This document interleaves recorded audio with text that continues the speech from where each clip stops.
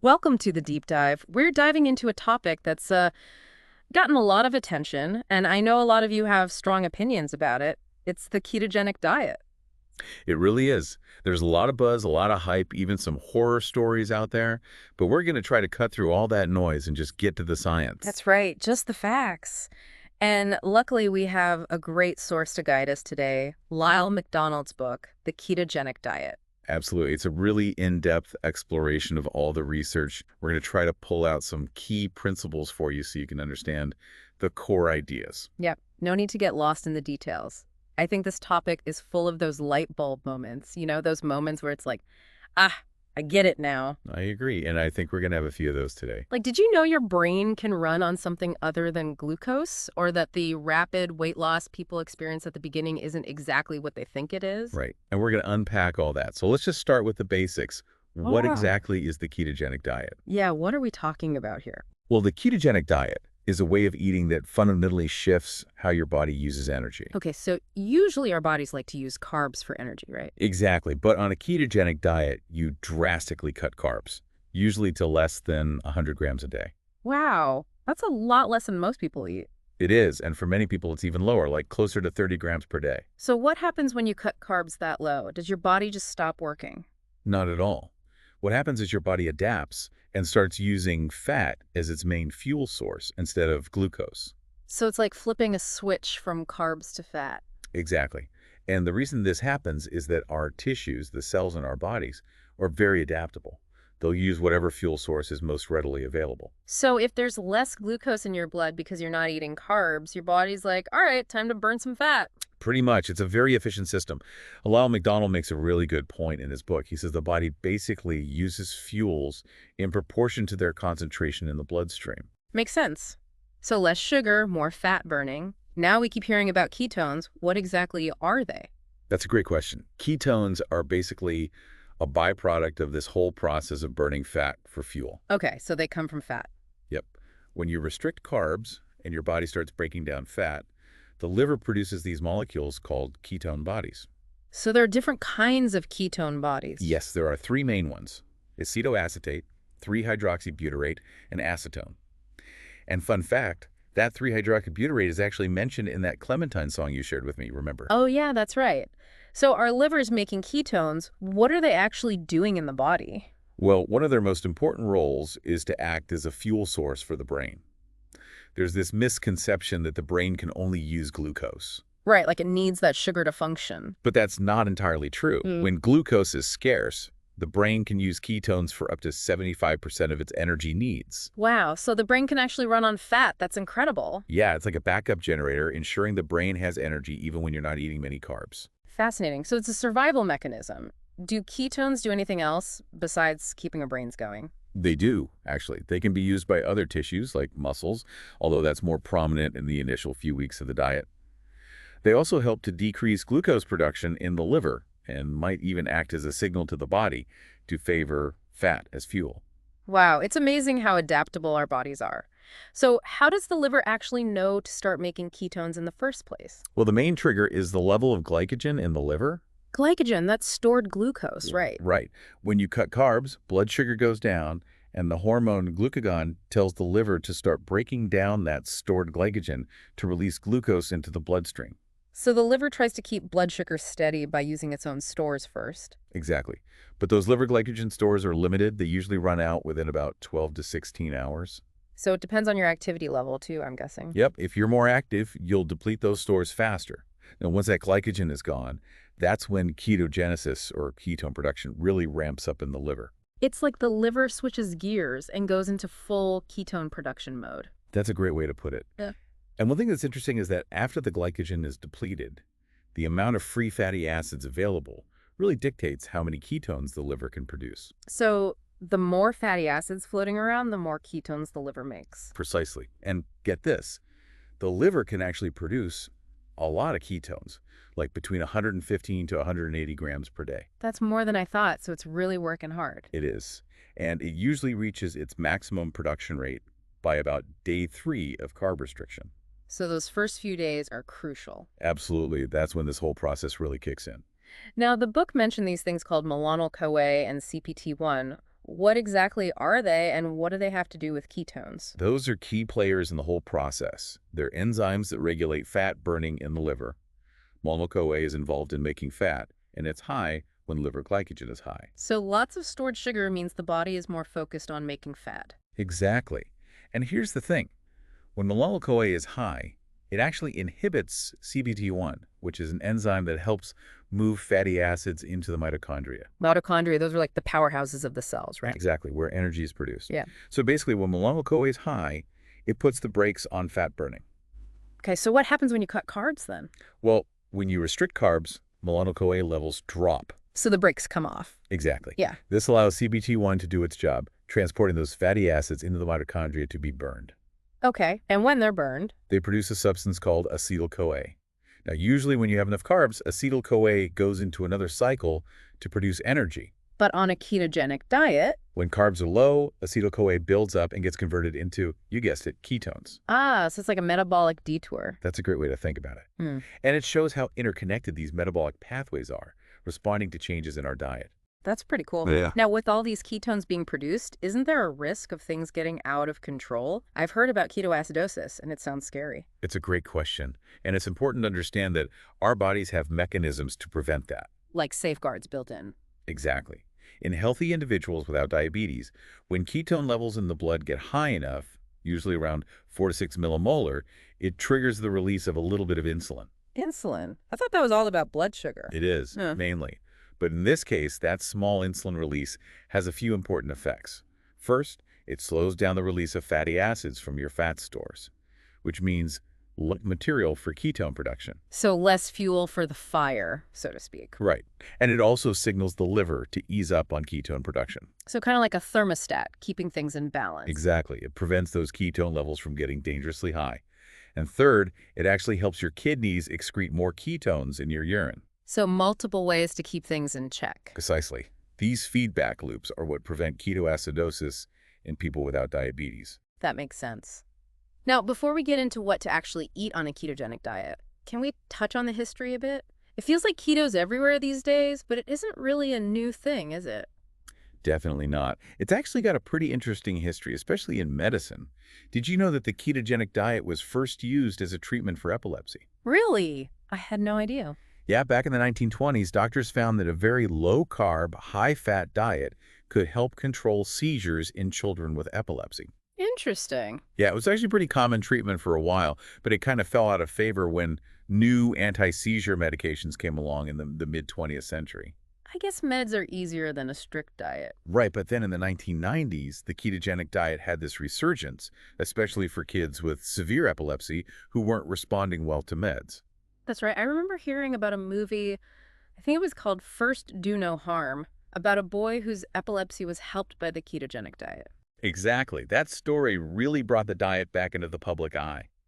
But even before that, the idea of using carbohydrate restriction for weight loss had gained traction with Dr. Atkins in the 1970s. The Atkins diet, yeah, that was huge. It was. Atkins advocated for severely limiting carbs while allowing unlimited protein and fat. And he claimed people could lose weight quickly without feeling hungry. Exactly, and that really resonated with a lot of people. Of course, there were criticisms of the Atkins diet and his research. I remember some of the concerns were about the high saturated fat intake. Right, and some people worried about the long-term effects of such a restrictive diet. But it definitely got people talking about low-carb diets. It did, and then in the 1990s, we started to see these modified ketogenic diets, like cyclical ketogenic diets, or CKDs, which involved periods of higher carb intake. So kind of like carb cycling. Right, and these were often targeted toward athletes, particularly bodybuilders, with names like the anabolic diet, Bodyocus, and the ultimate diet. Interesting. So it went from a medical therapy to a weight loss trend to an athlete's tool. It really has had an interesting journey. So with all that history in mind, let's shift gears and talk about the practical stuff. Yeah, let's get to the nitty-gritty. What should we actually be eating on a ketogenic diet? Well, first things first, we have to remember that even on a ketogenic diet, calories still matter. Oh, I was hoping we could ignore those. I wish. But the fundamental principle of weight loss still holds true. You need to be in a calorie deficit to lose weight. So keto might help with weight loss, but it's not magic. Exactly. Now, some people find that a ketogenic diet helps them feel less hungry, which can naturally lead to eating less. That would definitely make it easier to stick to a calorie deficit. It would. Okay, so let's break down the macronutrients. Carbs, protein, and fat. As we talked about before, carbs are the big thing you restrict on keto. Right, so how low do we need to go with those carbs to actually get into ketosis? That's a good question. Generally, you're aiming for less than 100 grams of carbs per day, and many people find they need to be closer to 30 grams or even less to consistently stay in ketosis. So it can vary from person to person. It can. When you eat carbs, your body breaks them down into glucose, which can then be used in a few different ways. Like for energy right away. Exactly. It can also be stored as glycogen in your muscles and liver for later use. Like a reserve tank. Right. And if there's more glucose than your body needs for energy or storage, it can be converted to fat through a process called de novo lipogenesis. So even if you're eating fat, you can still make fat from carbs. That's right. Or that glucose can be stored in fat cells as a component called alpha glycerophosphate.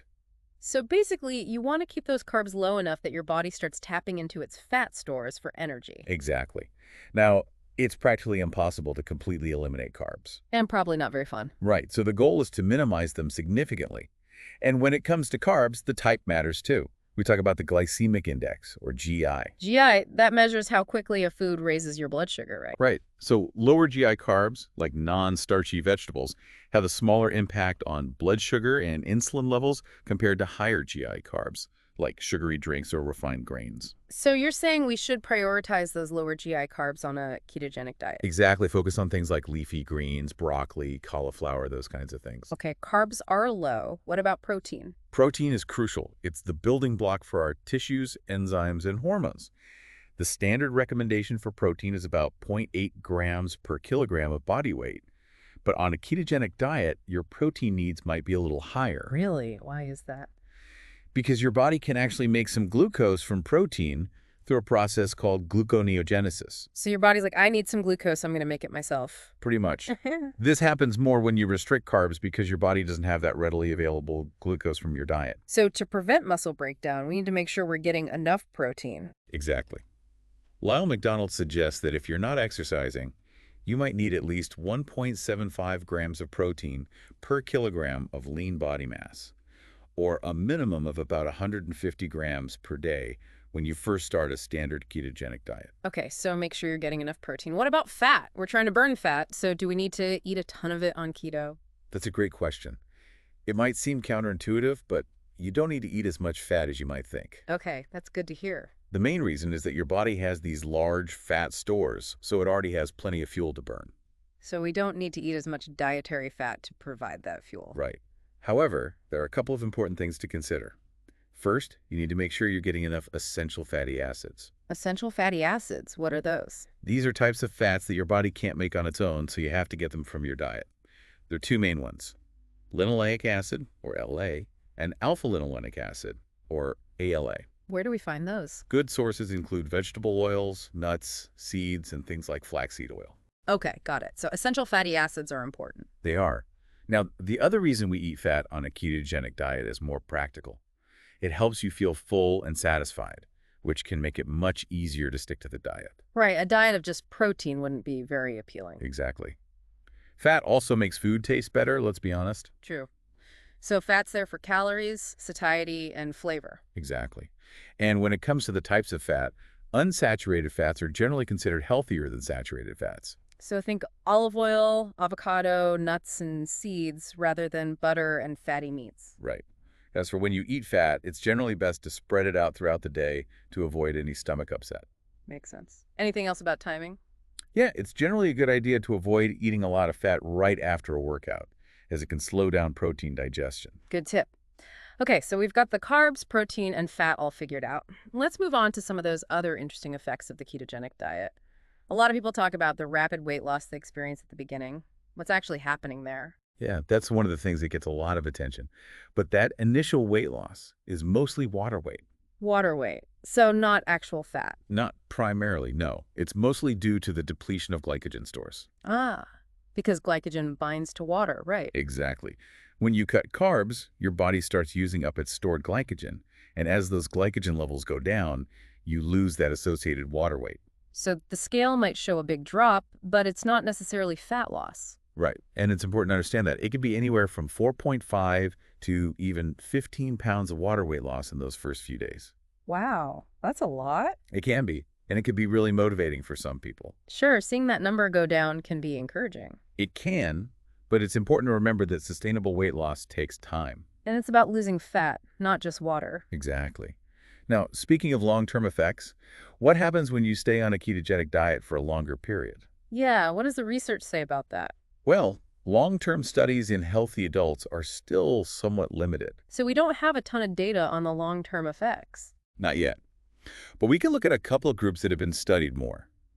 The Inuit, who traditionally eat a very high-fat, low-carb diet, Hmm. and children with epilepsy who've been on ketogenic diets for up to 3 years. Okay, so what have we learned from them? Well, in those children with epilepsy, some side effects have been observed. Things like elevated blood lipids, constipation, deficiencies in water-soluble vitamins, and a slightly increased risk of kidney stones. That doesn't sound great. No, it's definitely important to be aware of those potential risks. Also, there's been some concern about potential impacts on growth in children and a risk of acidosis during illness. So definitely something to discuss with the doctor if you're considering this for a child. Absolutely. Now, what about when you decide to reintroduce carbs after being on a ketogenic diet for a while? Yeah, is that tricky? It can be. The initial response can sometimes resemble what you see in people with type 2 diabetes, with swings in blood sugar and a higher than normal insulin response. Why does that happen? It's thought to be partly due to the fact that your body might become a bit less sensitive to insulin while on a very low-carb diet, and also because the enzymes involved in burning carbs might become less active when you're not eating them. So your body's like, wait, what are these carbs again? Right. It takes some time for your body to ramp those carb-burning enzymes back up. Maybe you're on 5 hours for liver enzymes and potentially 24 to 48 hours for those in muscle tissue. So if you go back to eating carbs, it's best to do it gradually. Exactly. Give your body time to adjust. Now, another question that comes up a lot is about blood cholesterol. Yeah, that's a big concern with higher fat diets. What does the research say about cholesterol on a ketogenic diet? It's a bit mixed, to be honest. Some earlier studies did show increases in blood lipids, but more recent studies have often shown no significant change or even a decrease in cholesterol. So it might depend on the individual. It might. And when we look at the longer-term data in children with epilepsy, there does seem to be an increase in blood lipid levels. But it's generally believed that these changes are reversible once the diet is stopped. So not necessarily a permanent problem. Right, and these changes aren't necessarily considered to be atherogenic, meaning they don't inherently lead to plaque buildup in the arteries. That's reassuring. What about kidney stones? I've heard those can be a risk on high-protein diets. Well, some ketogenic diets can be relatively high in protein, but the incidence of kidney stones in the population studied, like those children with epilepsy, is actually pretty low, around 5%. So not a huge concern. Not necessarily, and it's thought that those kidney stones might be more related to dehydration rather than the diet itself. So staying hydrated is key, as always. It is. And in general, there isn't a lot of evidence to suggest that ketogenic diets have negative effects on kidney function in healthy individuals. Okay, good to know. Now, last question about the long-term effects. Yeah. What about our metabolic rate? Does a ketogenic diet affect how many calories we burn in the long run? It's a good question. Severely restricting calories, no matter what kind of diet you're on, can actually slow down your metabolic rate.